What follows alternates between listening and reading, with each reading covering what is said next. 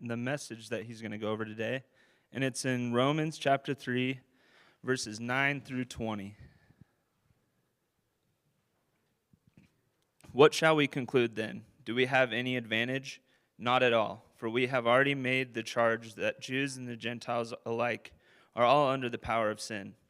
As it is written, there is no one righteous, not even one. There is no one who understands. There is no one who seeks God. All have turned away. They have together become worthless. There is no one who does good, not even one. Their throats are open graves. Their tongues practice deceit.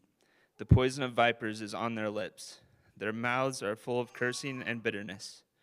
Their feet are swift to shed blood. Ruin and misery mark their ways, and the way of peace they do not know. There is no fear of God before their eyes. Now we know that whatever the law says, it says that those are under the law, so that every mouth may be silenced and the whole world held accountable to God. Therefore, no one will be declared righteous in God's sight by the works of the law. Rather, through the law, we become conscious of our sin.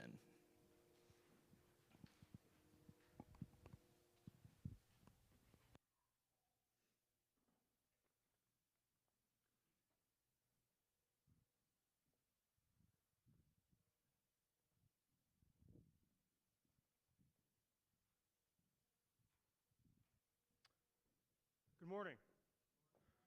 Most of you, if not all of you, have zero idea who I am. You've never heard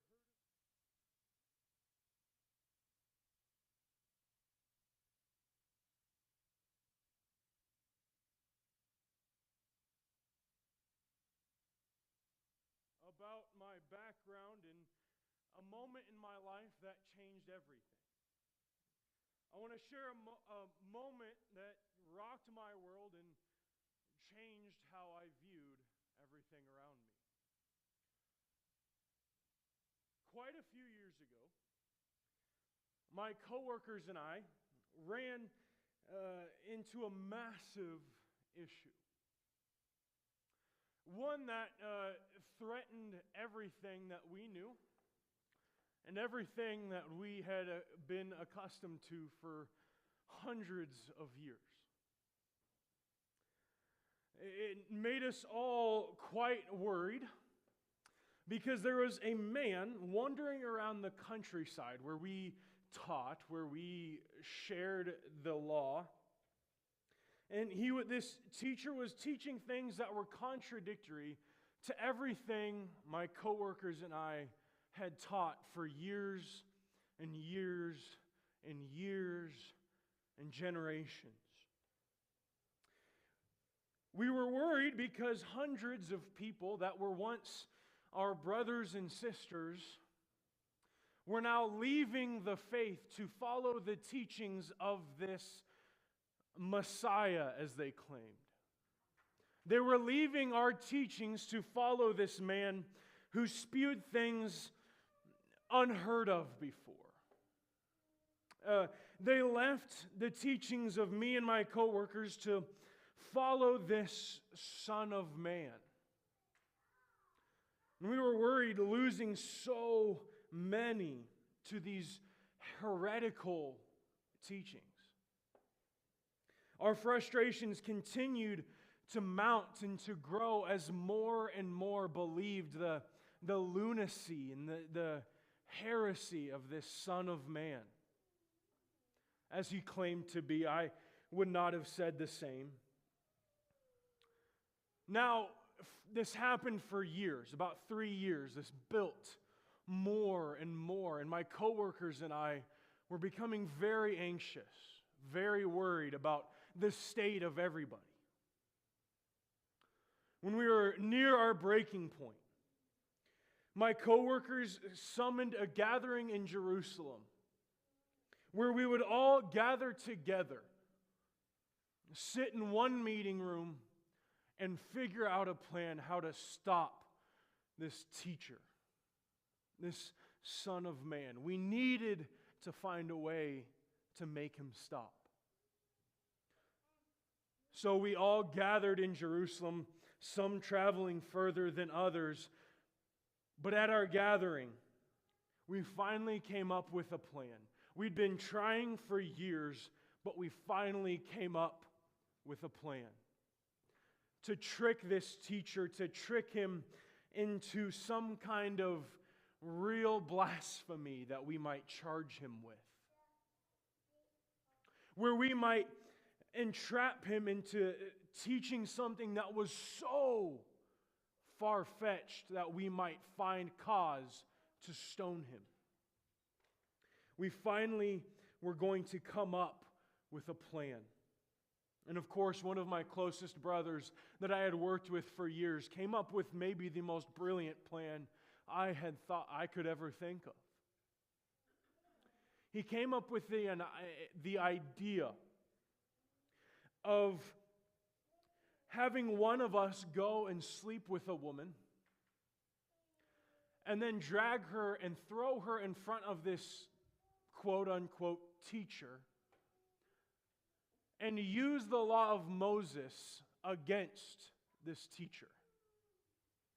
Because if we threw a woman that had been caught in adultery in front of him, the law of Moses commanded that we must stone her.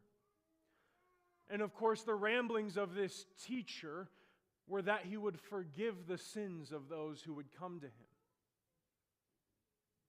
So our plan was going to work. We would find a woman, sleep with her, drag her in front of the feet of this teacher, say, well, what do you say now? Do you condone murder and disobey the law in that way?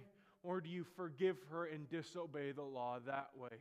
We thought we had it nailed to the ground. The hardest part of our plan would be determining which one of us would go and sleep with the woman.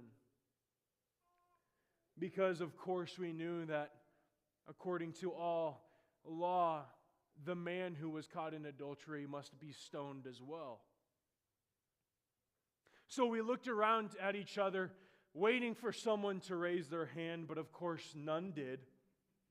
And so we decided, as was custom, to cast lots to determine which one of us would go and sleep with the woman and then allow our brothers to come in, grab her, and throw her at the feet of this teacher. One by one, each lot was cast. Now, in this time, we decided to pull straws to see who had the shortest. And one by one, as each of my brothers pulled out their straw, it got a little more clear. It would be my luck that I would be the one to sleep with the woman. And as the cup came before me and I drew my straw, of course, in that moment I saw how short it was, and I knew it would be my responsibility to go find a woman, sleep with her, and then call on my brothers to take her to this teacher. So, with that being understood, and with my duty cast, I walked out of our meeting. The plan was now in action. We knew what we must do. I knew what I must do. And I walked down to the road where I knew the most beautiful woman I knew lived. And I walked up to her door, and I knocked on it, summoning her. And as she answered the door, I began a somewhat long, somewhat easy process of seducing this woman. And of course, in the back of my mind, I knew exactly what I was doing. I was fulfilling my duty to my brothers to seduce this woman, sleep with her, so that we might trap this so-called teacher, this so-called Messiah that so many were turning to. And I began the process, and slowly but surely, I seduced her, and then I slept with her. And when the time had come, I gave the signal to my brothers outside the door that the act of adultery had been accomplished, that we were now at a point where we could arrest this woman and stone her according to the law. And my brothers stormed in the door, grabbed her, dragged her outside, and drug her to the temple. You see, that day, that morning, we had received word that this teacher was up on the Mount of Olives and was going to come back down to the temple in the afternoon or later that morning. So we knew our time to act was now.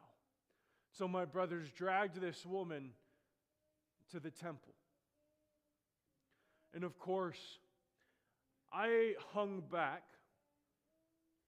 lurking from alleyway to alleyway, sneaking around corners, because of course I knew that according to the fullest letter of the law that we had been teaching, I must be stoned as well.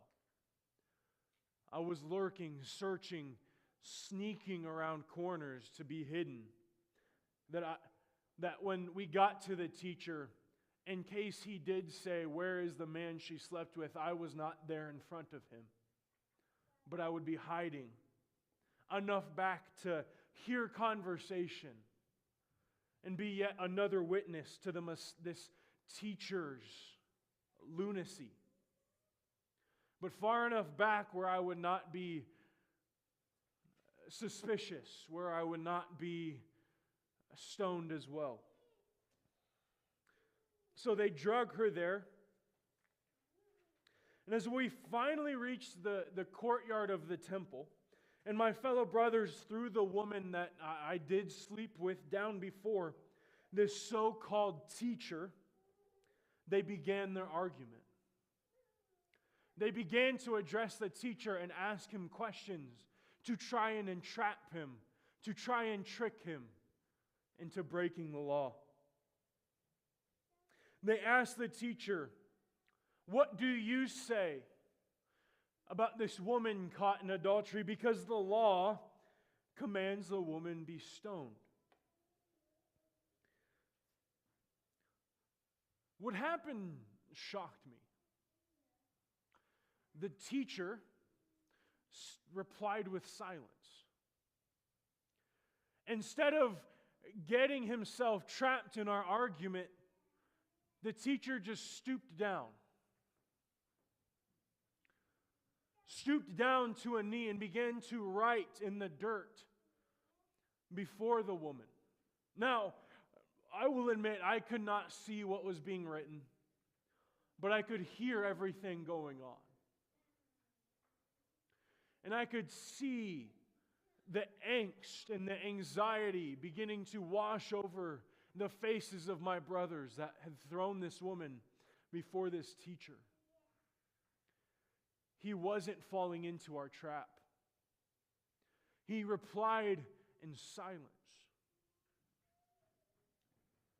And as my brothers began to become more and more restless, they demanded an answer. They would not accept silence because our trap would not work if the teacher replied in silence. And they continued demanding his answer, just so we could find something to use against him. Now, this is the part that truly shocked me. When the teacher stood up from writing in the dirt, his words rocked me and rocked all my brothers in that moment. The teacher said, "All right," agreeing that we may stone the woman. So we began to think our trap was going to work. But what he said next changed our minds. This teacher said, "All right, but let the one who has never sinned throw the first stone." It rocked all my brothers and I, because we knew we were not sinless. We had broken the law that we had taught for years. We were not unguilty. So, as my brothers stood there, they slowly began to walk away one by one, knowing none of us would be able to condemn and to throw this first stone. The teacher used our own law to convict each one of us in our hearts that we had sinned and broken it. He used our law that we had thought we knew better than anyone. He used our law to convict us. I hung back as my brothers left just a little longer. Unlike them, I wanted to see the end of the conversation. Because remember, I was the one who was as guilty as she. I wanted to hear the final words of this teacher and what he said to the woman. And as my brothers left, the teacher continued to stoop down and write in the dirt before the woman. And what seemed like hours passed, and the teacher just continued to write, the woman laying at his feet, weeping. Finally, the teacher stood up and turned to the woman and asked her something that shocked me. He asked her where all her accusers had gone. And did none of them condemn you? The woman faintly, I could barely hear her, but she said no, none of them did. And the next words of this so-called teacher that wandered the countryside, this so-called Son of Man, that people had left my faith, my religion to follow, said something. He said, "Neither do I. Go and sin no more." This teacher had forgiven the sins, forgiven this adulterous woman that should have been stoned by every right. And my jaw dropped as I lurked around the corner to see this teacher forgiving a woman that I would have stoned if given the opportunity. It made no sense to me. Made zero sense to me. Now, though, if you will let me, I would like to fast forward to my retirement years.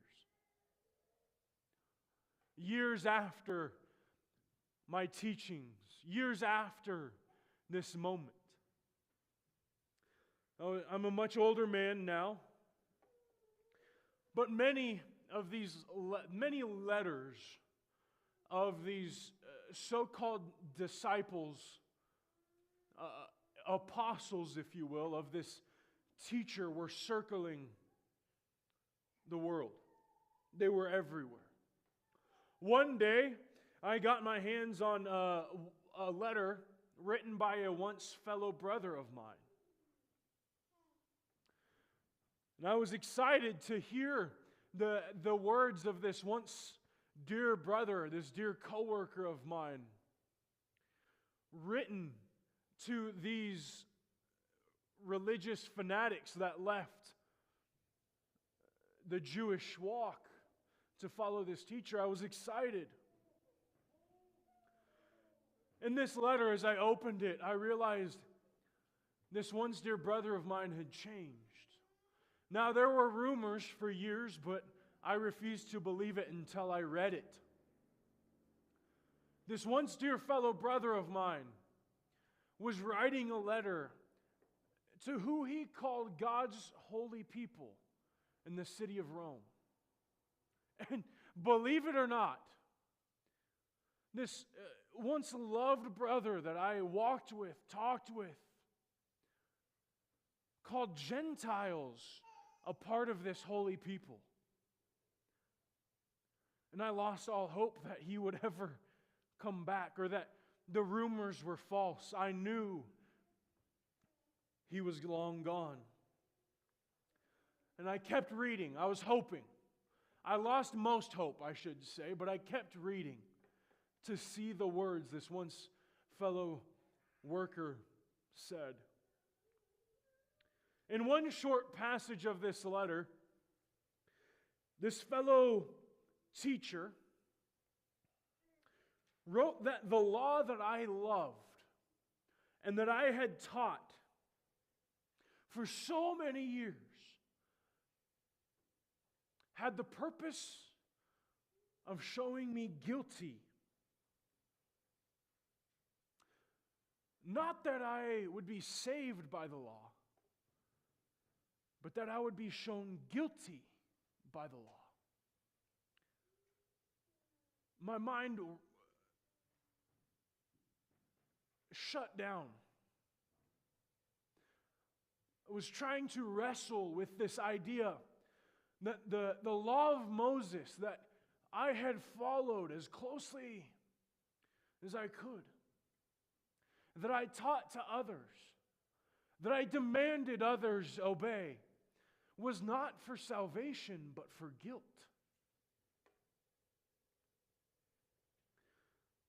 And after some time wrestling with this, my mind went back to that conversation I overheard between Jesus and that adulterous woman that I had slept with many years before. I remembered the way Jesus convicted all of my brothers and I of our own sin only by calling out the law. I went back to that place, peering around the corner of a house, peering around the corner of a pillar in the temple courtyard just to hear. And hearing Jesus say, "All right, but he who is without sin, or let he who has not sinned throw the first stone."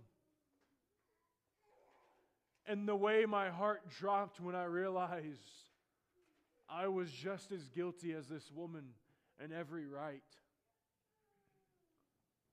The flashback destroyed my heart. It dropped. Because not only now had I been convicted all those years before by this so-called teacher, but now this once fellow brother, Paul, as he was called in these days, had just done the same thing. I remembered all the times throughout my own life where I had fallen and I had broken the law that I had taught to others. I remembered all the times that Moses' law was convicting me because I fell short. And yet, all those times where I still thought I was more special than anyone because I was a Jew. All those times where I held my head up high in the midst of breaking Moses' law because I had the sign of the Abrahamic covenant. Yet then I would walk away from a teaching and go to the local brothel and sleep with yet another prostitute. All those moments where I broke the law of Moses just for the sake of my own pleasure. And all those moments where my name of Pharisee was what I thought would save me. All my memories came flooding back, and my guilt weighed me down. I cried for hours at the foot of my bed without hope because the law that I had loved now convicted me as guilty. The law that I had once thought saved me now was only purposed for my guilt. Mulling over these words that my dear once brother Paul wrote wrecked me, made me lose everything I had once thought dear. All my assurance of salvation went out the door in those moments. Because I saw not only how guilty I was, but how guilty everyone was in the eyes of this God that I had thought I served so faithfully. I remembered all the times I had inadvertently used the name of God in vain. I remembered all the times that I disobeyed God's commandments to love, to honor my father and mother. I was unfaithful. And these words of Paul rung in my head for days. And the days turned to weeks, and the weeks turned to months, pounding in my head like the sounds of shofars calling for worship, convicting me, as guilty as I was, that I had no hope. The law that I had taught no longer worked. It no longer made me righteous. I was guilty. And one day, as I was praying my daily prayers, something struck me. In that moment, I remembered the piece of the conversation of Jesus and the adulterous woman that I had forgotten. I remembered that final words Jesus said to her. In that moment, I remembered where Jesus stood back up, turned to the woman, and told her, "I do not condemn you either. Go and sin no more." All of a sudden, my hope began to reignite. After all those months of crying, of tears, because now I was guilty, a flicker of hope shined through when all I did was remember the end of that conversation, where Jesus looked at this woman who was just as guilty now as I saw myself and said, "I do not condemn you either. Go and sin no more." I started to find hope.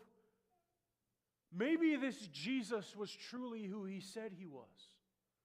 Maybe this Christ was exactly that, the Mashiach that I had been waiting for all those years. Maybe he truly was the Messiah. Maybe he truly was the Son of God that he claimed to be. And my heart dropped as I remembered the silence of this Jesus as we arrested him, as we threw him before Pilate, screamed to crucify him, and yet he was silent. His silence as we beat him nearly to death, and then made him carry his cross out to this mountain, this hill, and then we hung him on it.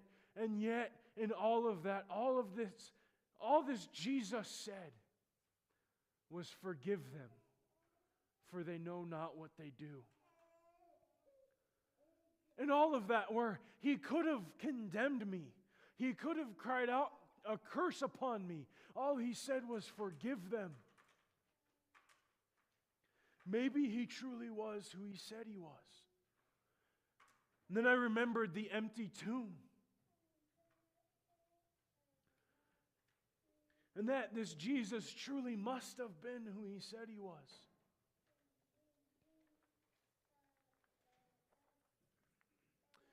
Everything began to click. As I continued to read in Paul's letter to these holy people in Romans, everything made more and more sense. That now, after this one short section where I was now guilty as were the Gentiles, I was no more special than them. But I began to now find hope Because that Jesus who I had helped kill was truly who he said he was. And all those years before, when the prophet Isaiah proclaimed that light would come to this dark world, all of that was true. This Jesus that I had once hated and once thought as an enemy was truly the Mashiach that I had been waiting for. And hope began to fill my life. All because that light of Jesus. All because he truly said who he was, and he was. I stand before you all today an old man. An old man that once slept with a woman to trap Jesus.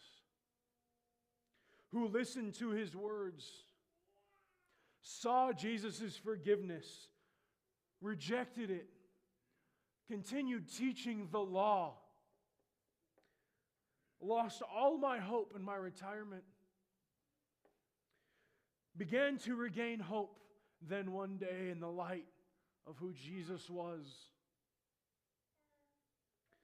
Let me encourage you today. Keep your eyes locked on this hope.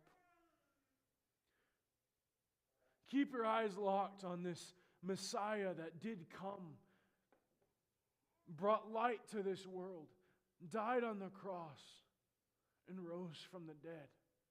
Let that be your hope. Hope in all the dark times, in all the dark days, in the guilt and in the sin. Let him be your hope. Let the words that I overheard ring true. I don't condemn you either. Go and sin no more. Let that be your hope. Because that is the only hope that truly lasts forever. The hope of Jesus, the Christ. Thank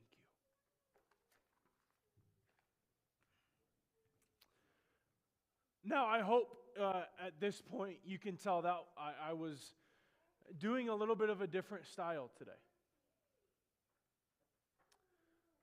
If you haven't figured out, I was acting and portraying myself as one of the Pharisees, and this is all speculation, but possibly the Pharisee that slept with the adulterous woman in John 8 so that they could catch her. Who then all those years had listened to the words of Jesus and that forgiveness that he gave this woman. And then years later reading our passage in Romans today.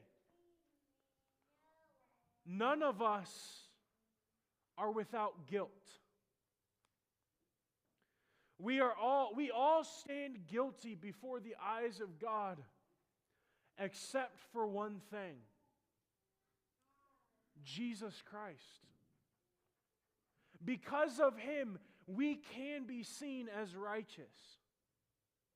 Hopefully, as you heard, the name change from when the Pharisee was younger to now as he got into his retirement years and began to see, he called out, "Oh, Paul." And he began to call Jesus, Jesus, Christ, Messiah, because he began to find that hope. Find the righteousness no longer in the law, but in Christ, who we are beginning to celebrate this first week of Advent. The hope that Christ is. The hope that Christ brings us. But with that, let us never forget what happened then, those years later, when Christ broke his body and spilt his blood to wash us white as snow. So now we're going to take some time to remember that part of the story as well. As we've spent some time remembering the birth of Christ this morning and who Christ was, now let us go and remember the end of his life, where he gave his life up for us. So we'll go ahead and stop the recording, Jacob, and we're going to switch to a time